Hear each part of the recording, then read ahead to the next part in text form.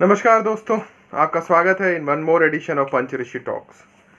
एक उर्दू शेर की कुछ पंक्तियां हैं कि लम्हों ने गलती की और सदियों ने सज़ा पाई।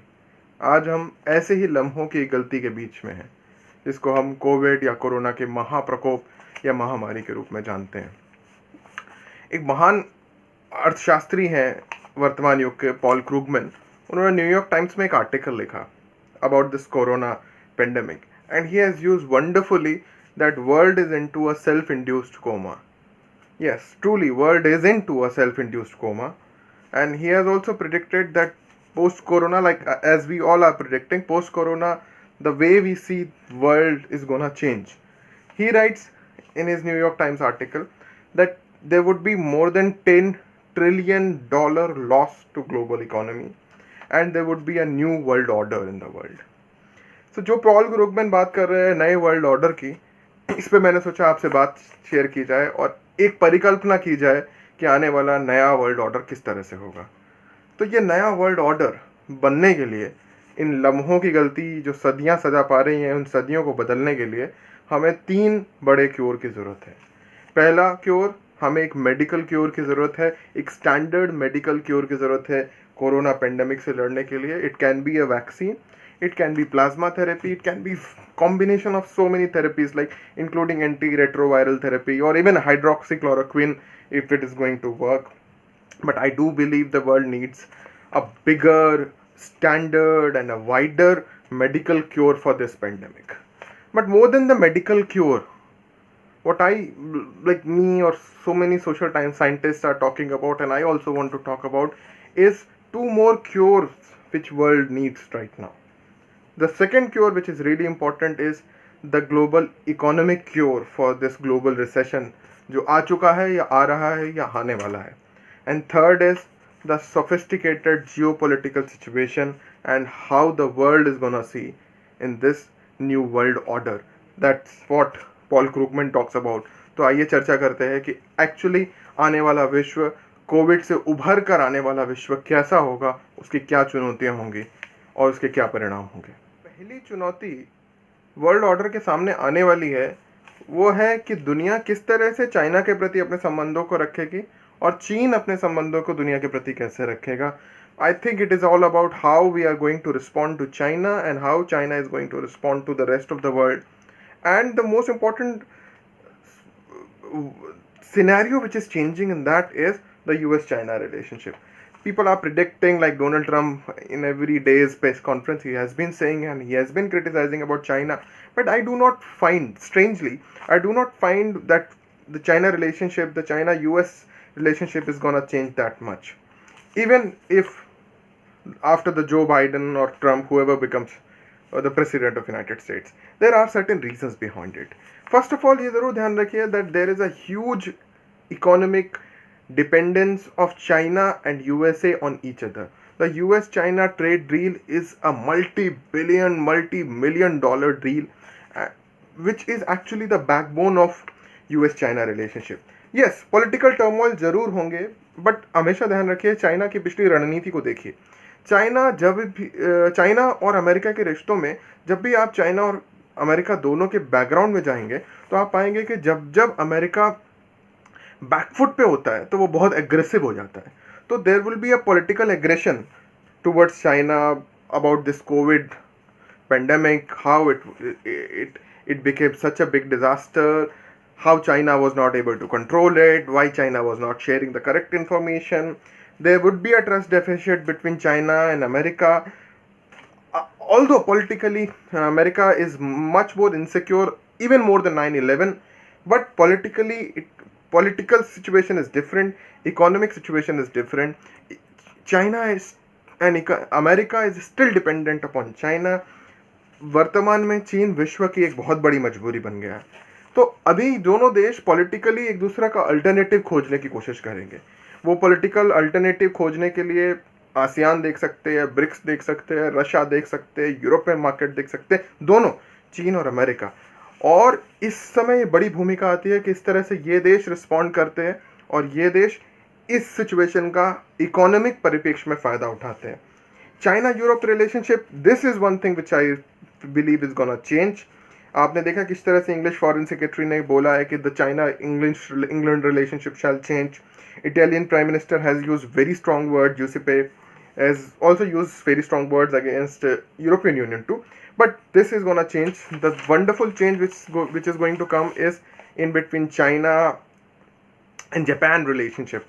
I believe 2002 में जो चाइना और जापान का 2002 और 2012 में जो चाइना जापान रिलेशनशिप का द्वंद हुआ था उसका विश्व फ़ायदा नहीं उठा पाया. लेकिन अभी समय है भारत के पास और अन्य देशों के पास वो चाइना जापान रिफ्ट का फ़ायदा उठा सके. आपने अभी देखा किस तरह से जापान ने $2.2 बिलियन दिए अपनी कंपनीज़ को चाइना से रिलोकेट करने के लिए, वेदर इन जापान और somewhere else. China India relationship, as you see that India is plowing the wait and watch policy, जो कि एक ट्रेडमार्क हो गया इंडियन फॉरेन पॉलिसी का. They are waiting but there are certain strong elements which are going from India, like FDI, like Zoom app के बारे में MHA का तुरंत गाइडलाइंस इशू करना और अर्ली डिटेक्शन के लिए रिपोर्ट करना. So all these things are going on, but I do not believe that the dependency on China is going to change for the world. So of course there would be a political rift between China's relationship to other states and other states' relationship to China, but I do not believe that this is going to transit into economic dependency of all the states across the world on China, and as well as China's dependency on the world. World order में जो दूसरा बड़ा change होने वाला है वो होने वाला है चाइनीज़ हेजेमनी. शायद हो चुका है, हम रियलाइज़ नहीं कर पाए, लेकिन कोविड के बाद कोरोना के उत्तर कोरोना विश्व में ये ज़रूर मुख्य रूप से दिखेगा. 19th कांग्रेस जो हुई चाइनीज़ कम्युनिस्ट पार्टी की, उसमें चाइना के कुछ लक्ष्य निर्धारित करे गए, 2035 के लक्ष्य, 2050 के लक्ष्य. बेझिझक हो जाइए, बिल्कुल सोचने की गुंजाइश नहीं है कि चाइना 2035 के लक्ष्य 2025 में हासिल कर लेगा और 2050 के लक्ष्य 2030-35 के करीब में हासिल कर लेगा. There is no power as compare to China in current world.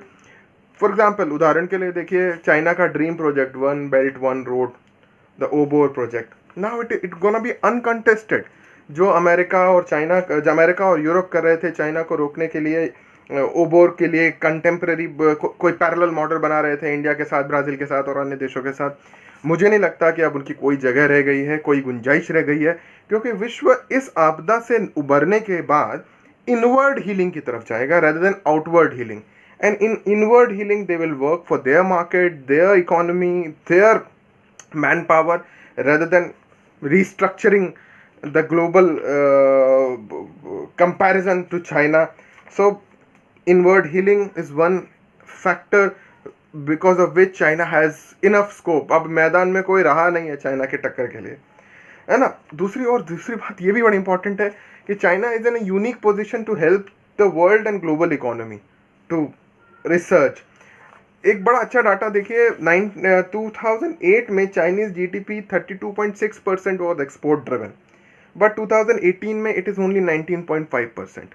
That means even if there is a trade restriction to China, which I do not foresee, but even if it is there, China is ready to survive and gonna be surviving that situation, and which is really, really dangerous for the world, because China is going to become the next superpower. There is no doubt about it. Even certain American scholars are passively admitting it, but world is gonna, then the post-COVID world is gonna be Chinese world. We have to be ready about it. There is no question about Chinese hegemony. जो तीसरा आयाम होने वाला है world order का, वो है the new multilateralism is going to world. देखिए, इससे पहले विश्व में जो मल्टीलैटरलिज्म था वो actually it was born out of the ashes of second world war, और हम सब जानते थे कि उसमें कमियां हैं, लेकिन इतनी मुखर रूप से वो कमियां दिखेंगी हम में से किसी ने नहीं सोचा था. जो आज यूनाइटेड नेशन सिक्योरिटी काउंसिल का हाल है वो सबको पता है. सिमिलरली जो WHO का हाल है वो सबको पता है. United nation security council Kashmir पर बात कर सकती है, बट चूंकि यूनाइटेड नेशन सिक्योरिटी काउंसिल की रोटेटिंग चेयर आज चीन के पास है, आज तक United nation security council Covid के इशू पर डिस्कस तक नहीं कर सकती.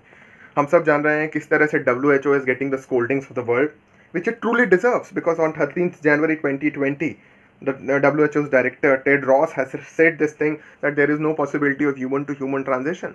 आई डोंट नो कितने साल लगेंगे या कितने सदियां लगेंगी इस कलंक को धोने के लिए WHO द्वारा. और among this, the situation which gonna change, multilateralism which is gonna change, is you also should see what would be the situation of Middle East. I do not think that now US shall put the same amount of money and manpower to control ISIS. So what would be the situation of Syria, Jordan, and all these Middle Eastern states? It is gonna be a chaos. How world is going to respond? I believe world is going to respond through Russia. So we will see again Russian power and Russian advantage in Middle East. Afpak policy shall be redrafted and reconsidered. So in this new multilateralism, where is the ray of hope? Where is the ray of scope? I believe the ray of hope and ray of scope is there in the hands of India and states like India, like Brazil, like South Africa, like Israel, like the world global leaders and new emerging global leaders. Bharat की विदेश नीति अगर आप देखें Covid के बाद तो दो रूपों में दिखती है. एक, अभी आपने देखा कि प्रधानमंत्री मोदी ने सार्क की बैठक करी, सार्क नेताओं की बैठक करी और एक वर्चुअल G20 कॉन्फ्रेंस करी. इसके साथ साथ भारत ने हाइड्रोक्सीक्लोरोक्विन और अन्य दवाइयों का आयात भी किया जिससे अन्य देशों को मदद मिली. बट उससे एक नया मल्टीलैटरलिज्म ब्लॉक दिखता नजर आ रहा है, जो कि मुझे लगता है कि आने वाले समय में यूनाइटेड नेशंस या तो इसका पुनर्गठन होगा और व्यापक पुनर्गठन, WHO व्यापक सुधार, व्यापक पुनर्गठन, या फिर हमें एक नया मल्टीलैटरल विश्व देखने को मिलेगा जिसमें ब्रिक्स, जिसमें quad like a coalition of democracies like Australia, Japan and USA, and a new form of European integration. And when I'm talking about the new form of European integration, हम अब तक सोचते थे कि European Union is a regional organization, but you see how Italian Prime Minister has responded to it, to EU. So no doubt, ऐसा no wonder that EU may, like certain countries of EU may have a regional or inter-regional cooperation with other states who are not EU members.